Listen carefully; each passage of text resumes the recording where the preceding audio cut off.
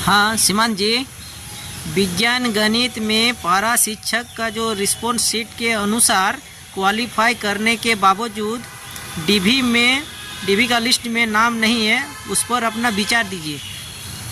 देखिए, वास्तव में यह सही बात है कि जब जेएसएससी द्वारा 20/4/2025 को रेस्पॉन्स की जारी की गई तो हम लोग जितने भी विज्ञान गणित के जो कैंडिडेट थे, चाहे वो पारा के हो चाहे वो गैर पारा के हो, खास करके पारा शिक्षकों में एक खुशी की लहर थी कि पासिंग मार्क्स का रिलैक्सेशन खत्म होने के बावजूद हमारे कई सारे पारा शिक्षक भाई बंधु जो हैं इस पर पासिंग मार्क्स का जो क्वालिफिकेशन मार्क्स था उसको पार किया। पेपर 1 में हमने क्वालिफाई मार्क्स से ज़्यादा लाया, पेपर 2 में, पेपर 3 में, पेपर 4 में, इवन पेपर 2, 3, 4 मिला करके जो 40% जनरल को लाना था उससे भी ज़्यादा क्वालिफाई मार्क्स हम लाए। इसके बावजूद हम लोगों का नाम डीवी लिस्ट में नहीं है। यहाँ तक कि पारा शिक्षकों के लिए 2470 सीट है और जैसे हम लोग अभी 9 तारीख से डीवी शुरू, 9, 10 और 11 में जैसे हम लोगों को पता चला तो आज तक हमको लगता है कि मुश्किल से 50 पारा शिक्षक भी डीवी लिस्ट में उनको नहीं बुलाया गया है। आगे आने वाले दिनों में कितने पारा शिक्षक हैं इसकी भी कल्पना जो है नगण्य है। मुश्किल से 200 से 300 पारा शिक्षकों का नाम इस डीवी लिस्ट में है। आश्चर्य की बात है कि मात्र हम लोग 1000 की संख्या में क्वालिफाई हुए हैं सहायक आचार्य की परीक्षा में विज्ञान गणित में 6 से 8 में, लेकिन सीट हमारा 2470 है लेकिन फिर भी नाम नहीं है। लगातार जब इस विषयों को लेकर के हम लोग 3 दिन रांची में रहे, जेएसएससी सेक्रेटरी, जेएसएससी के अध्यक्ष, तमाम विधायक, मंत्रीगण, शिक्षा मंत्री के पीएस, सारे लोगों से जब हम लोगों ने चर्चा किया इस विषय पर तो एक बात निकल करके आ रही है कि नॉर्मलाइजेशन के तहत आप लोगों को कटअप से बाहर किया गया। अब ये नॉर्मलाइजेशन हुआ क्यों और उसकी जो प्रोपोगेंडा है उसको जरा समझने वाली बात है कि जब विज्ञापन निकला था और विज्ञापन के आलोक में जब आवेदन भरा जा रहा था, उस आवेदन भरते समय झारखंड कर्मचारी चयन आयोग द्वारा किसी प्रकार की कोई दस्तावेज नहीं मांगी गई। आप झारखंड टीईटी पास है या आपके पास जाति प्रमाण पत्र, आवासीय प्रमाण पत्र, आपके पास मैट्रिक, इंटर, स्नातक, प्रशिक्षण का प्रमाण पत्र है या नहीं है, इसकी किसी प्रकार की कोई दस्तावेज की मांग नहीं की गई। तो जितने भी लोग हैं झारखंड में जो पढ़े लिखे बेरोजगार युवक हैं, युवतियां हैं, सभी ने इंटरटेन के लिए भर दिया क्योंकि कोई दस्तावेज तो आपने मांगा नहीं था कि भाई झारखंड शिक्षक पात्रता परीक्षा का आपको दस्तावेज देना है या अन्य शैक्षणिक प्रशैक्षणिक दस्तावेज आपको देना है, आपने मांगा नहीं था। तो सारे लोगों ने भर दिया। सारे लोगों ने जब भर दिया तो वहां जब नॉर्मलाइजेशन हुई तो हमारा सीट, पारा टीचर का सीट अलग है 2470 और हमारा नॉर्मलाइजेशन जो है पूरे ब्रह्मांड के साथ कर दिया गया। ठीक है, नॉर्मलाइजेशन हम मानते हैं कि विज्ञापन का हिस्सा है, बट नॉर्मलाइजेशन ये नहीं कहता कि कोई अगर रेस्पॉन्स सीट में रॉ मार्क्स में वो अगर क्वालिफाई है तो उनको नॉर्मलाइज करके डिस्क्वालीफाई कर दिया जाए। इवन सीट अगर वैकेंट है तो ये तो लीगल है नहीं, सुप्रीम कोर्ट ने भी इसको माना है। इवन आपका देखिएगा बिहार में कई बड़े बड़े आंदोलन इस विषय पर हुए हैं। जेई नीट का जो परीक्षा है जो पूरे इंडिया स्तर पर होती है उस पर भी कहा गया है कि एक शिफ्ट पर करिए। विज्ञापन में कहा गया था कि स्नातक स्तर के प्रश्न होंगे, सबको स्नातक स्तर के प्रश्न आए हैं।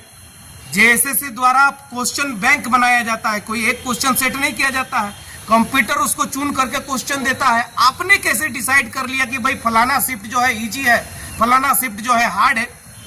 हम लोगों ने बहुत तहकीकात किया, पता चला कि मेरे ही शिफ्ट में मेरे से कम प्राप्तांक लाने वाले जो है डीवी लिस्ट में नाम है और हमारा नाम नहीं है। ऐसे कई उदाहरण देखने को मिल रहे हैं राज्य में। 240, 245, 256, 253 कई तरह के लोग हम लोगों को देखने को मिल रहे हैं जो इनका डीवी लिस्ट में नाम नहीं है, इवन सीट वैकेंट है। ऐसी परिस्थिति है तो ये समझने वाली बात है कि भाई आप जो है जो 53,000 सीटेड जो है बाहर हो गए, जिनको रिजेक्ट कर दिया गया, उनका भी नॉर्मलाइजेशन हमारे साथ हुआ, उनके साथ हमारा नॉर्मलाइजेशन हुआ। बहुत जद्दोजहद के बाद पता चला कि भाई जो पेपर 4 का जो मसला है, पेपर 4 में ये किया गया है कि फिजिक्स के साथ फिजिक्स जितने लोग फिजिक्स का परीक्षा दिए हैं, चाहे वो पारा के अभ्यर्थी हो, चाहे वो गैर पारा के अभ्यर्थी हो, चाहे वो वांछित योग्यता रखते हो या नहीं रखते हो, चाहे वो सीटेट के अभ्यर्थी हो, चाहे वो कुछ भी नहीं हो, एक साधारण एप्लीकेंट हो, उनके साथ भी हमारा नॉर्मलाइजेशन किया गया। और हमारा जो प्राप्तांक है, जो रिस्पॉन्स सीट में हमारा प्राप्तांक है, उसको घटाया गया। फिर उसी तरह से केमिस्ट्री में की गई, फिर उसी तरह से बॉटनी, जूलॉजी, मैथमेटिक्स में की गई। और उन सभी प्राप्तांकों को, जो 3 विषय आपका है, आपके 3 विषय के नॉर्मलाइज्ड अंक को जोड़ करके देखा गया कि आपका 60 नंबर है अथवा नहीं है। तो तमाम लोग इस वीडियो को देख भी रहे होंगे और सुन भी रहे होंगे। उन तमाम लोग, हम सरकार से भी इस विषय पर अपील करेंगे कि पहले आप हमको 60 नंबर रेस्पॉन्स सीट में देख रहे हैं कि मेरा पेपर 4 में 60 नंबर रेस्पॉन्स सीट में है या नहीं है। एक भी उदाहरण हमको पूरे राज्य में नहीं मिला कि जिनका रेस्पॉन्स सीट में 60 नंबर नहीं है और उनकी नाम डीबी लिस्ट में है, ये भी देखने को नहीं मिली। तो 60 नंबर अगर रेस्पॉन्स सीट में नहीं है तो उसको मतलब आप जो है उन पर विचार आप नहीं कर रहे हो। मतलब रेस्पॉन्स सीट में रॉ मार्क्स में भी आप 60 नंबर देख रहे हैं, देन आफ्टर आप पेपर वाइज नॉर्मलाइज कर रहे हैं, फिर नॉर्मलाइज्ड मार्क्स को आप ऐड कर रहे हैं, फिर आप 60 नंबर देख रहे हैं। तो 2 टाइम 60 नंबर अंक देखा जा रहा है। मतलब एक इस तरह का एक षड्यंत्र बना हुआ है कि ज्यादा से ज्यादा लोगों को छांटना, ज्यादा से ज्यादा पारा टीचर को जो एलिजिबल है, जो सारी अर्हताओं को फुलफिल कर रहे हैं, उनको किस तरह से दरकिनार किया जाए, ये एक षड्यंत्र है। हाँ, कुछ लोगों का नाम, हमारे भाई, बहुत सारे भाई बंधु का नाम आया होगा इस सूची में है। उनका नाम आने के बावजूद उनको 2 वर्षीय बीएड के नाम से छांटा जा रहा है। उनको 5% जो रिलैक्सेशन मिला था हाईकोर्ट में SC ST OBC को, उसको भी पालन नहीं किया जा रहा है। यहाँ तक कि 90 से बिलो टेट जनरल जो देखा जा रहा था, अगर आपका 90 से बिलो है तो आपका अगर जनरल से ज्यादा मार्क्स है फिर भी आपको कैटेगरी में डाला जा रहा है। यहाँ तक कि अगर ऐसे भी देखने को मिल रहा है, जब पहला दिन डीवी हुआ 9 तारीख को, सेकेंड हाफ में पता चला कि 300 में से 250 के आसपास लोग आए, 50 लोग एब्सेंट थे। जो जानकारी मिली, अप्रोक्स इस तरह की जानकारी मिली, और लगभग जो 250 के लगभग जो उपस्थित थे उसमें से आधे से ज्यादा लोगों को जो है नोटिस थमा दिया गया, चाहे वो 2 वर्षीय बीएड के मामले में हो, चाहे उसका 5% रिलैक्सेशन के बारे में मामले हो, अन्य मामले में वो वांछित योग्यता नहीं रखते हैं। ऐसे लोग इन्होंने आवेदन कर दिया और उनका मेरिट लिस्ट में नाम आ गया। इवन जिन्होंने वांछित योग्यता भी नहीं है, जिनके पास भरने की एलिजिबिलिटी नहीं है। तो आप समझ सकते हैं कि किस तरह के दौर से ये चीजें गुजर रही है। हम लोग विधायक, नेता, मंत्री के पास जा रहे हैं तो उनका कहना है ऑटोनोमस बॉडी है JSSC। ठीक है, सरकार के और यहाँ राज्य के जनता के टैक्स से ही जो है JSSC चल रही है। उनकी एक पद्धति हो सकती है, चयन प्रक्रिया हो सकती है, नियमावली में कहीं हमारा जिक्र नहीं है नॉर्मलाइजेशन का। राज्यपाल का साइन होकर के, महामहिम राज्यपाल के साइन होकर के जो नियमावली जो है प्रस्तुत की गई है JSSC को विज्ञापन के रूप में जो JSSC निकाली है, तो नियमावली में कहीं नॉर्मलाइजेशन का जिक्र नहीं है। अब एक नया फंडा लेकर के आ गए हैं नॉर्मलाइजेशन।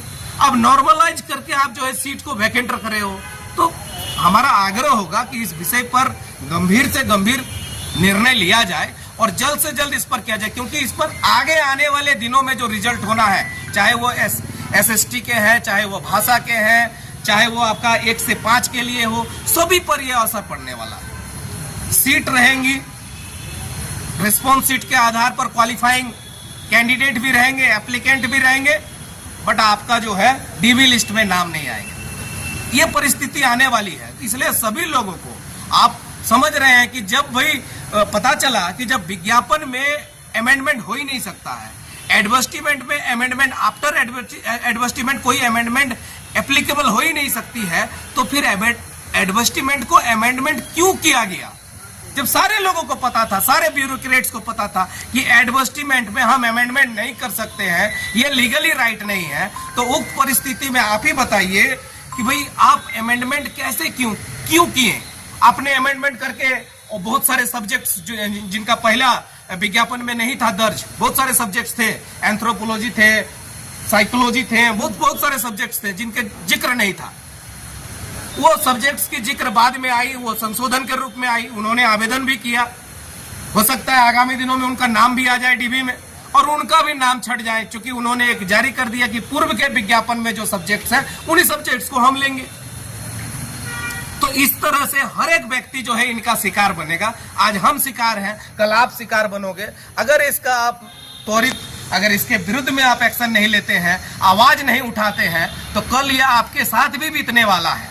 इसीलिए तमाम लोगों से मैं, चाहे वो बीएड 2 वर्षीय बीएड है हो, चाहे वो 5% रिलैक्सेशन के कारण वंचित हो रहे हो, चाहे और अन्य किसी विषय पर वो वंचित हो रहे हो, चाहे रिजेक्शन का मामला हो, जेटेट होने के बावजूद चाहे रिजेक्शन का मामला हो, चाहे साइंस में क्वालिफाई होने के बावजूद भी उनका डीवी में नाम नहीं हो, सारे लोगों को एकजुट होने का समय है। चाहे एसएसटी के हो, चाहे भाषा के हो, चाहे 1 से 5 के अभ्यर्थी हो। अब समय है कि एकजुटता दिखाइए, और एकजुटता दिखा करके जो है चीजों को आप जितना हमारे पक्ष में ला सकते हैं, जितना हमसे संभव हो सकता है उतना लाने का है। आप तमाम लोग जानते हैं कि पिछले 3 दिनों से हम लगातार जेएसएससी सेक्रेटरी, जेएसएससी के चेयरमैन, हमारे माननीय जोगेंद्र प्रसाद जी, मंत्री जी, दीपिका सिंह पांडे, तमाम लोगों से हम लोग मिले, कुणाल सारंगी, इवन ज्योतराज जो आपका पीआईएल जो किए थे उनके एडवोकेट से मिले, कई लोगों से हम लोगों ने मिला। मिलने के उपरांत एक